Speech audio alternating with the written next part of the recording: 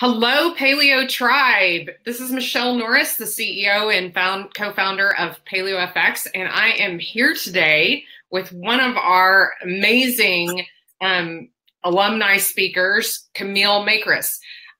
Welcome to the Be Live, Paleo FX Be Live, Camille. It's great to have you here.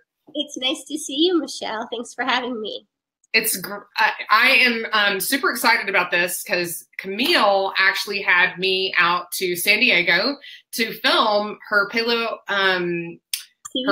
Kitchen TV show, and we had such a good time. And the place we were at was gorgeous, and the food was more amazing, and so was the company.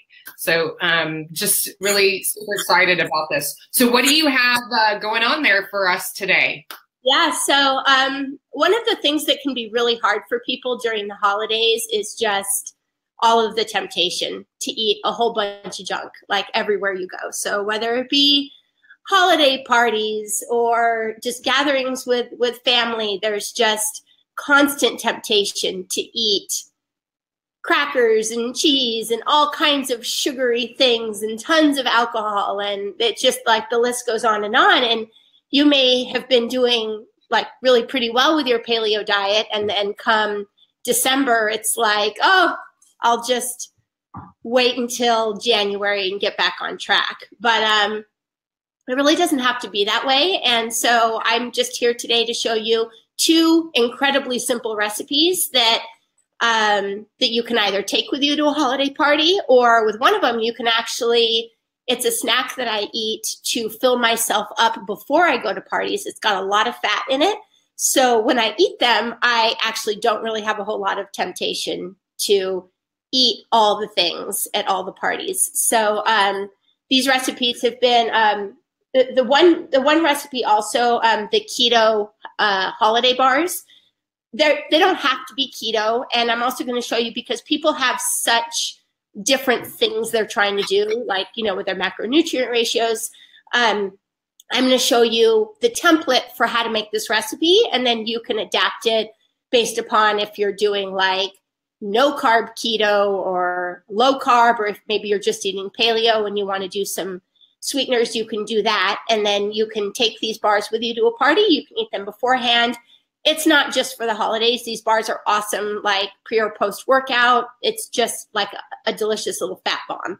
So we're going to do that. And then I'm going to show you how to make a really simple paleo eggnog recipe with some really nice farm eggs. Egg yolks are incredibly nutrient dense, so we're going to make the most of that. And then I was hoping that we could just talk about some of the strategies that we've both used over the years to not undo all of your progress the whole month of December. Yeah, and that can be that's really tough, especially when you are going to all these holiday parties, and like you said, you don't want to eat all the things. I totally agree with. I have a really difficult time because I one of the things that I do tell myself is, if I decide I'm going to indulge in something, I just indulge in it. I don't beat myself up. I enjoy it, and I move on. And so it's not really about depriving yourself. It's just about making the best choices you possibly can. And then when you decide to make a choice that's not necessarily the healthiest for you, you love and enjoy every single bite of it and move on. Yeah, I think that's such an important point, because I think it's really easy. It's so easy to beat yourself up. So it's like you start in this like negative self-talk about like, oh man, I was doing so good. And then I went to the party and I just started eating these things and I couldn't stop eating them. And that whole time you're actually depriving yourself of the enjoyment that you could have from eating them. And there's a big difference between like eating 1 or 2 holiday cookies in 15, right? And so I think that if you're actually in the joy of the moment of eating the cookie or whatever, like you said, then, and actually like really being present with the enjoyment of the flavors, then it's such a different energy than the, like eating everything. Although I can tell you, I could put away 15 cookies real easy if I wanted to. I don't do that in most days anymore, but But yeah, I totally hear you because it's really it's human. I think Rob Wolf talks about it a lot in his new book about the hyperpalatability of the foods that we eat. I mean, it's like they have been engineered to, yes. you know, with the sugar and the salt and the fats to just taste so good. And your brain is like, still this caveman brain is like, ooh, this is a good thing. I don't know when I'm going to get more of this good thing. So let's eat all of it now. Yes. So there's the genetic factor of it. But then I'm going to give you a test then. I'm going to have you make some of these keto bars and eat a couple before you go to your parties and just see if maybe you crave less. Keith. Yeah. And then always add coffee. Always add coffee. That's totally agree with that. So this bar recipe does help. So let's just jump right into it. I'm gonna just tilt down. Tell me if you can. I think you should. Let's see. How do we get? Let me do this, and you should be good there. Okay. Okay. Can you? There we go. Are you able to see me? Okay. Yeah. So what I have here is about 1.5 cups of coconut oil that I just melted over just in a pan, and then I'm using almond butter right now, and you're going to do equal parts or roughly equal parts nut butter to coconut oil. If you want to do it doesn't actually have to be equal parts. That's what's great for people who are being really conscientious of their macronutrient ratios, is that if they are wanting to eat much less protein, then they can do a lot more coconut oil, and then they can do less of the nut butter. And I'm using almonds, but I actually really love macadamia nut butter for this recipe. And then I'm just going to whisk this. You'll have to forgive me. Macadamia nut butter and coconut oil are like a match made in heaven for me. Yeah, so good. So I'm just whisking this. The coconut oil is pretty warm, so it's helping to dissolve the chunks from the nut butter. And then something that the original recipe, this recipe has been very, very popular on my website. I think it's had like close to 250,000 views across my different channels. People love this recipe. But one thing that I used to always do back before I really understood keto and the danger of maybe having too much protein is I used to always do protein powder in it because I was using it more for like a protein and fat snack. And you can do that. We've been using this this bone broth protein. I'll use a little bit of it today. This is what I actually use for the sweetener when I use protein powder, because it has this has stevia and monk fruit extract. So this is a, like calorie-free sweetener. So I'm just going to do a little scoop of this. Again, you don't need the protein powder, but I like it. I'm going to be giving it to my toddler, and I'm always trying to find new ways to get him to eat protein. Kids actually really do like these. But again, you can skip the protein powder. You can do a different kind of protein powder. I'm going to add, so if you wanted to really be keto friendly with this, you could just add like a little bit of monk fruit or stevia, or some people like xylitol or erythritol to make it a little bit sweeter. It's all up to you. I'm going to add just a touch of maple syrup because we're actually not keto. So I'm just putting a little bit of that in. You're going to see how simple this is to make. So going back down here. So that's all mixed together. I'm going to do just a little pinch. Push the camera down just a little bit further. Perfect. Okay. I'll just leave it there. Camille, what do you call these bars? I'm going to do a little bit of, did you ask me a question? Yes. What do you call these bars? Right now, because it's December, I'm calling them keto holiday bars, but the rest of the year, we just call them keto energy bars. And so I just add a little bit of cinnamon. I like the taste of the cinnamon, but it's also good to help your blood sugar.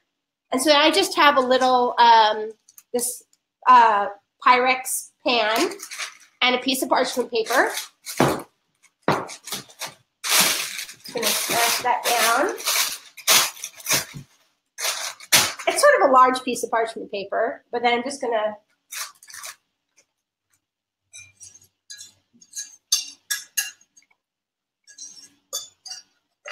So what made you get cooking?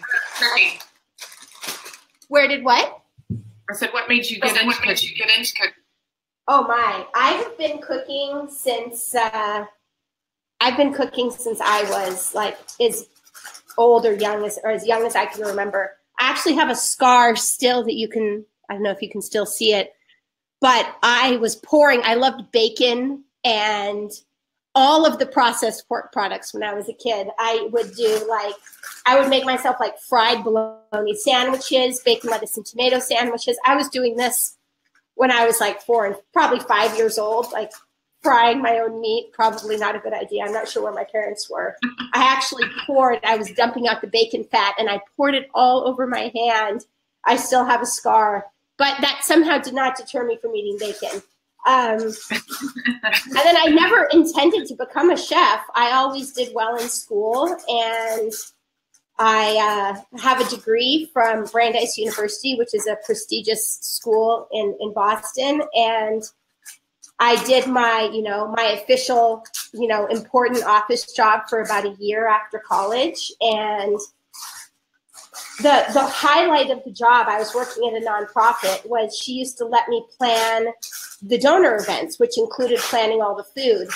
And I remember her bringing me into her office one day, and she was not a very nice person. She ended up getting fired.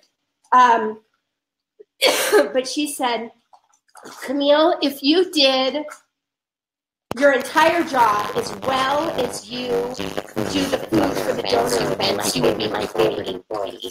And I had like a moment when she said that. It was like, yeah, why am I doing this job? I hate this job. I hate sitting behind an office. I hate sitting behind a desk. And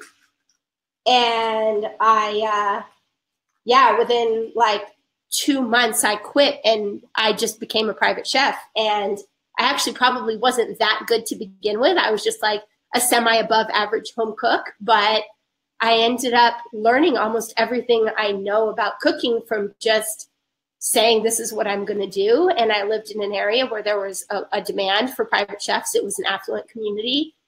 And 8 years later, I was like really quite good because I was cooking different kinds of foods every day. And I loved what I was doing. And the rest is history. So what made you start Paleo TV? Paleo happened when I moved to San Diego, and I was already eating gluten and dairy free. And I was like eating whole foods, and I'd already done like a big transition of my diet, but I still wasn't feeling very good. And I actually talked to a girlfriend who, the universe was really out to help me get a handle of my health, because that very day I told her that I had just gone to a naturopathic doctor, and she told me I had nodules on my thyroid and that I had adrenal fatigue. And she was like, oh, you have to read these books. And she gave me Rob Wolf's book, the first book. And then she gave me what was his name? Datis Carr, with that horrible book title. It's like, your thyroid is horrible, but your doctor tells you you're okay. You know what I'm talking about, right? Yes. And I can't think of the name of it either, which is so funny because, I'm personally going through some thyroid issues right now. And yes, my doctor has been filed at my thyroid. I'm perfectly fine. Don't mind the fact that I had every conceivable symptom of hypothyroidism there is, and a nodule on my thyroid. And right. Exactly. Anyway. So that book, both of those books, I read Rob Wolf's book in 4 days. And it just was like, whoa, this makes so much sense. And like, I understood why grains were problematic. I just understood things that I'd never understood, but I had been in the health space for I mean, I'd been already a private chef and doing that stuff for almost probably 7 or 8 years. And so I just said, I'm going to try it. And I went like hardcore paleo, and I was making, and bone broth. I was doing bone broth long before it was trendy. But I remember I had the Nourishing Traditions cookbook, and I made myself a huge batch of bone broth, and I went paleo, like totally paleo. And like within 4 days, the first couple days were hard because my body didn't really know what to do with itself. But I just felt like so amazing. And I said, how do I do this? Like, this is really pretty restrictive. It doesn't feel restrictive now. That I think most people who have done paleo for a long time, it's like there's so many things to eat. But at the beginning, it feels restrictive. And well, it's all that giving up the foods that you love, and all of the, you're giving up probably some refined carbohydrates and pastas and all of that, kind of like what I did, is having to give up pasta and pizza dough. So totally, it is. It's like you're feeling very deprived at the very beginning, but now it feels I feel like it actually opens a lot more things up when you have some things that don't serve you well. So for me, I think it's almost free. Yeah, it can be challenging, I think, for us because we've been doing it for so long to remember what it was really like at the beginning. But I was really committed. Like, I felt so much different, and I knew that I needed a way to give myself the support and accountability to keep going. So I actually wrote my cookbook, Paleogasm. I wrote it in the first 3 months. Excuse me. I'm going to get some water 1 second. No problem. Well, I know. So is this one of the reasons why you, when you decided to change to a paleo template, and then what actually made you, I don't know if you can hear me still, but what made you decide to Paleo Kitchen TV though? Yeah. So, man, you're making me think today, Michelle. I was given the offer for the TV show. I had been doing paleo for probably 2 years at that point. I had created my Paleo Cooking at Home program, which has evolved now. I'll tell you guys more about it at the end. Paleo Cooking School is what it's called now.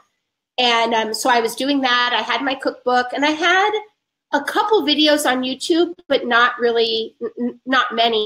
And somebody reached out to me. Actually, it was like the same week I found out I was pregnant with my son, and told me that they'd found my videos and they loved my camera presence, and they had this network, and they wanted to see if I was interested in doing a paleo TV show, which had always been like that had always been my dream, to be on TV. And so so we just went for it. And I remember, my whole first trimester, I'm, like throwing up every 3 hours. And then I'm on the phone, like talking to other people in the paleo community saying, hey, I want to do a TV show, and you want to come and be on the show with me? Like, let's do this. Let's inspire people about what is possible eating paleo and just demystify it for people. I think like when you see these recipes, when you see like in the 13 episodes we did of the TV show, you see, oh, it's not that hard. It's different, but it's easy. It's just like the difference in making a fried rice with cauliflower is that you're maybe going to pulse a head of cauliflower in a food processor and you're going to saute it, as opposed to like boiling a pot of rice. It's all of these little substitutions. Or like, I'm going to learn how to use grain-free flours in my baking instead of gluten, which that can trip people up at the beginning because you can't just do like even substitutions in all of your favorite recipes.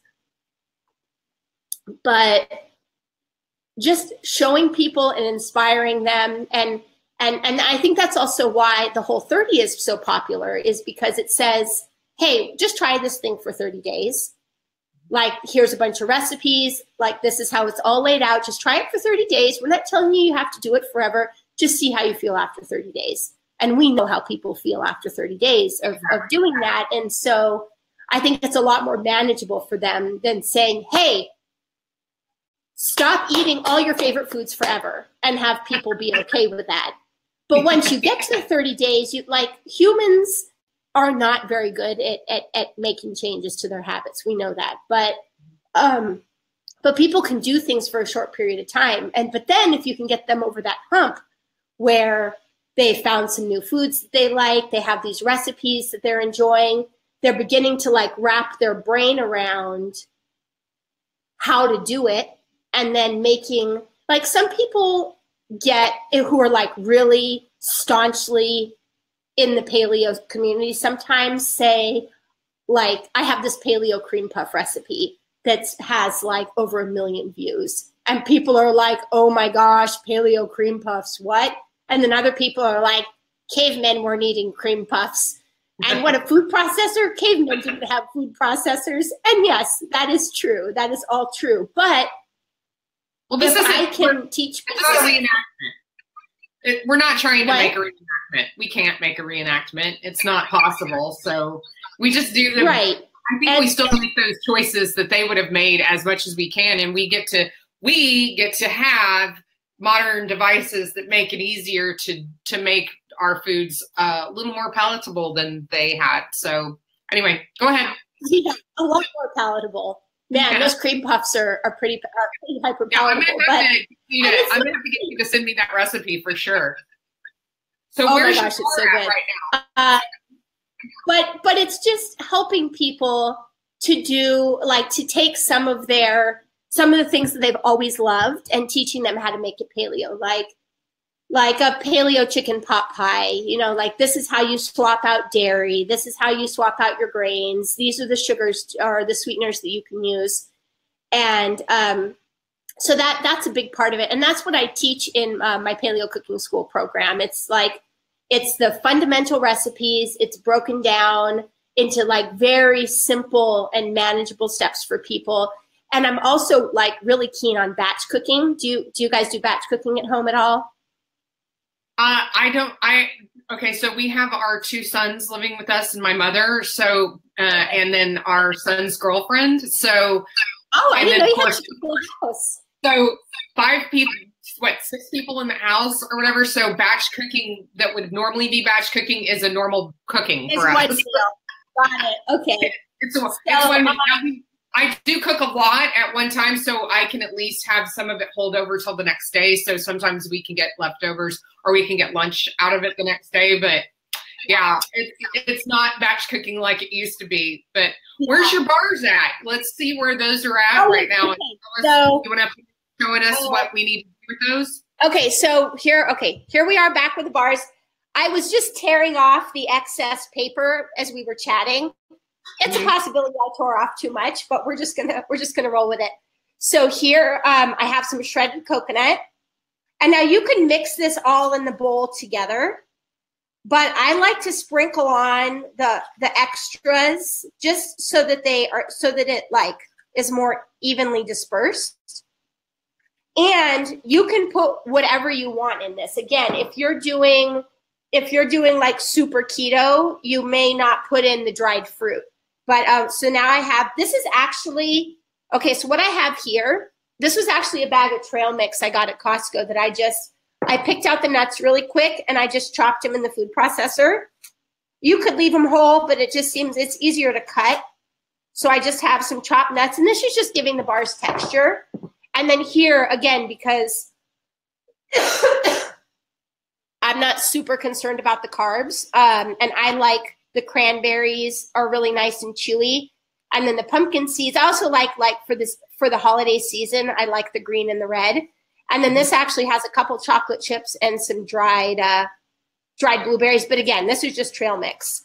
I'm just going to sprinkle that on top. Another thing that I really like in this recipe that I didn't have today is cacao nibs, because they're really crunchy, but they're not sweet, but they have like that nice bitterness. So if you can see here, you're able to see that, yeah? Yes, can see that. Okay, so now really I'm just going to put these in the fridge. We're not going to be able to see the finished product while we're on here. I'm just going to put these in the fridge for like 4 hours so that the fats and everything can gel up. And then we're just going to pull it out, and it's going to be on the parchment paper and just cut it into chunks. And they're going to be these nice little bars. I'm going to send you guys the link to the recipe. We'll update the description once we're done here. And so I'm just going to, when we're done, I'll just put these in the fridge. And those are going to be our bars. That's pretty easy, right? Yes, very easy. And nice that you can adapt it based upon whatever your special thing is. Yeah, I think mine would be, I would probably put some dark chocolate chips in there and some walnuts and pecans. That would be mine. And or even maybe some cashews, because I like cashews too. So I love cashews. Yeah, this has some this little mix has some cashews in it. You know what's also really nice is goji berries. And goji berries are they're really, really good for you, and they're really chewy. I like having lots of different textures in my food, so this bar is nice too because it's like chewy and crunchy and smooth and all of those things. Do we have time for one more? Yeah, let's go ahead and do your eggnog. And then while you're making the eggnog and everything too, be thinking about it. I want to know, what is your favorite part of Paleo FX? Oh my gosh. I was actually sort of just thinking that as I'm like, oh, I'm about to talk to Michelle, and oh man, Paleo FX has been so fun. And we're living in Maui right now, so like anytime we go anywhere, it's like it needs to be with a toddler. No, mind you, anytime we go anywhere, it has to be like very well executed. And someone was like, oh, so are you coming to Paleo FX this year? And I was like, oh, I don't know, but maybe we'll like make it happen because Paleo FX is so awesome. I think I've been every year for 4 years, I think. My favorite part, I think, really is just meeting all the people that I've met. It's like you meet people sort of online, or like maybe you're in a group or you do an online something or you follow somebody's blog, but it's really great to be able to meet people in person. I've probably but it's also funny because when you follow somebody's stuff a lot, I remember the first year I was there, and Rob Wolf's book totally changed my life. And I was still relatively new. I think the first year I just came as I wasn't on the map enough. I wasn't speaking or anything, but I remember, I just went up to him and oh my gosh, your book totally changed my life and I'm paleo because of you. And it was just it was just so cool to be able to meet him in person, even though it was only for a minute, and just thank him and acknowledge him because his work has been so important to me. The same thing with Chris Kresser has been a huge influence in my life. And I ended up getting connected to Mark Sisson there, and he ended up being on the TV show. And so I think that if you're someone who is certainly if you have a paleo blog or if you want to do anything in the paleo community, there is no better place than Paleo FX to meet anybody you want to meet, to be able to be on each other's podcasts, just collaborate in different ways is amazing. I know a lot of things happen. My TV show wouldn't have happened without Paleo FX because it was the foundation for most all of my connections, probably all of my connections. So that was really great, connecting with the different thought leaders and then becoming one. I definitely wasn't one of them at the beginning. And I don't know, thought leader is such a weird word. I don't know if I could really be called a thought leader still, but I do have a paleo TV show. I would say you're a thought leader. You definitely think outside the box in ways, particularly when it comes to food and being able to help people change their lives. So I totally would think, yes, you are definitely a thought leader. So show us this eggnog. Okay, let's see. How do we make this eggnog? Because I'm a big eggnog fan. If you have not seen, let's see. Yeah, put it down a little bit further. I think we can see your, yeah, there we go. Oh, now you can see my computer screen, but this is challenging to do both. Okay, so I'm just going to show you how to separate eggs. I have 4 eggs that I got at the farmer's market. And I'm just going to, so I have these 2 bowls right here, and I'm just going to pull. Oh, this is a,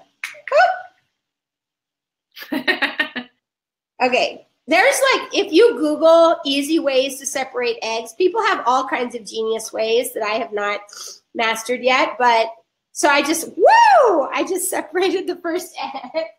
I think that the farm eggs can be gooier, probably because they're more nutrient dense.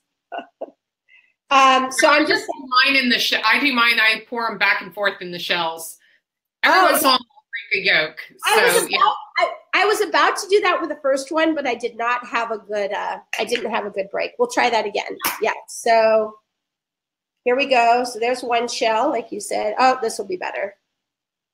Woo! Oh, come on. See, it's so gooey. Yeah. But so some people, I'm making this with raw egg yolks because the nutrients in egg yolks can be damaged when you heat them.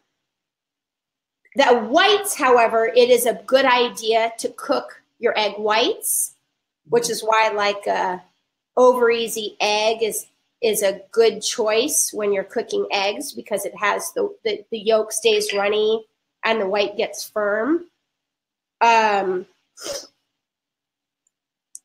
But so I'm just going to separate. I'm not using the white. Some recipes I've seen use the entire egg, but I don't. Like I said, I'm not going to use raw egg whites. Yeah, and I don't recommend. I'm of the same mindset as you. You should not consume raw egg whites. They really do need to be cooked because of the anti-nutrients in them. Right. So, whereas the egg yolks are very delicate and are great raw, especially if you're using high quality eggs, which I highly recommend. So I have my 4 egg yolks right here. This is so easy, guys. I have 1 can of coconut milk with a BPA-free lining. You could do 2 cans of coconut milk if you wanted. I'm using, a lot of times I do make my own nut milks, but today I don't have it. I actually do like the taste of this one, the Barista Blend. I think most packaged store almond milk tastes disgusting, but this one tastes good, the Barista Blend. It's like thicker, so I'm just doing like half and half. And you can do whatever kind of milks you want. You can do all nut milk. You can do all coconut milk. I'm doing a little bit of, and I'll give you guys a recipe. I haven't totally finished the recipe yet, but I'm going to write that up and give it to you guys in the description. I'm doing about a 1/4 cup of maple syrup. You could use raw honey. You could use, if you want to not have any sugar at all, you can do, you can do stevia, monk fruit extract. And then this is cinnamon. I just realized before I talked today that I am out of nutmeg. So normally I would put nutmeg, or like fresh nutmeg is really good. And then I have just some vanilla and a little pinch of salt. And then I'm just going to blend that. And I'm going to enjoy this just like this. I'm going to not blend it. Well, I guess I could blend it right now.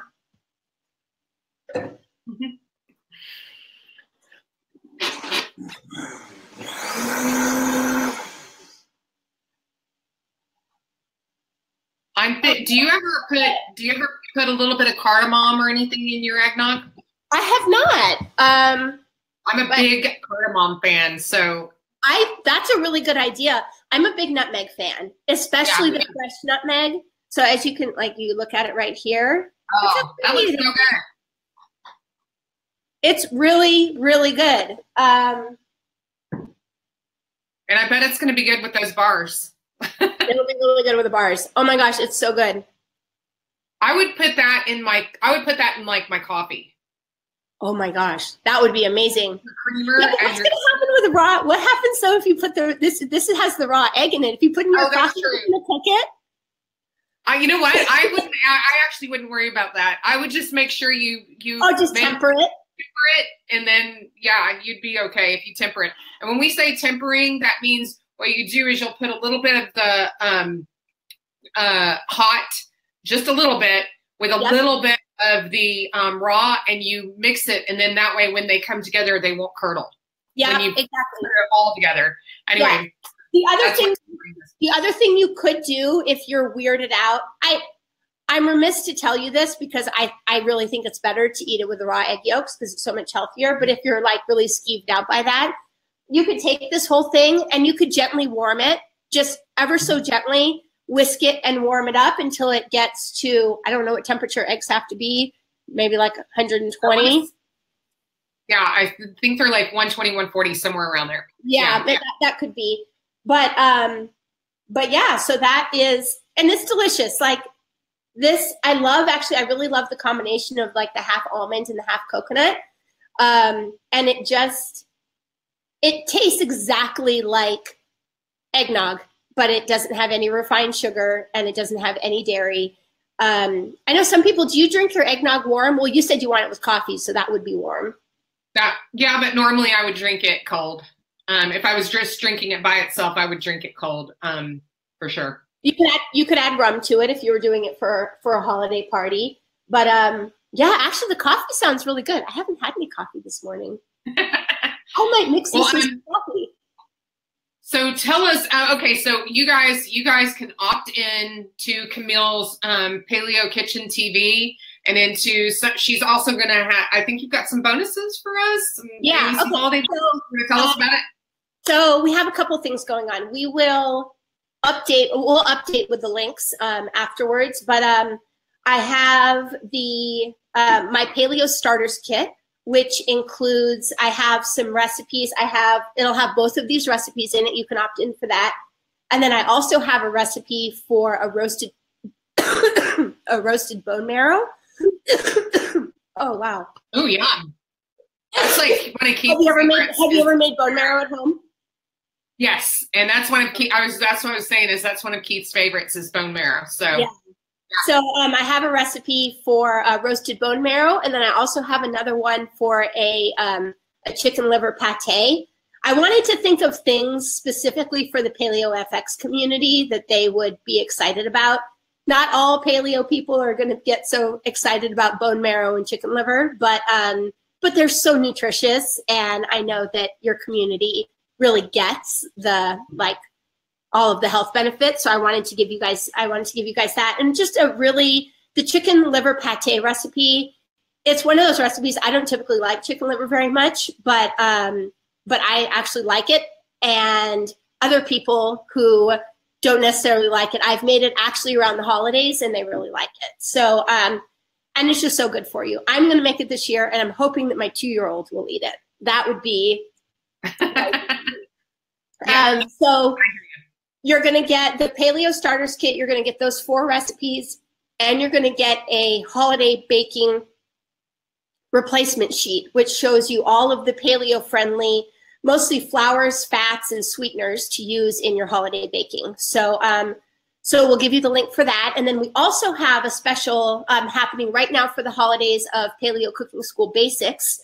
I know that some of your community joined me. We did the first round of that in the fall, and that went really well.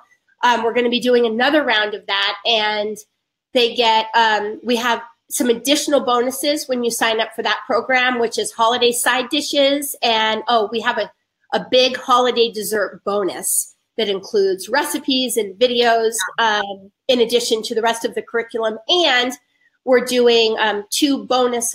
Well, one is a bonus holiday call, so that's going to be on December 13th, and that's going to be just more talk sort of like this, but giving people specific tools and strategies for navigating through the holiday season.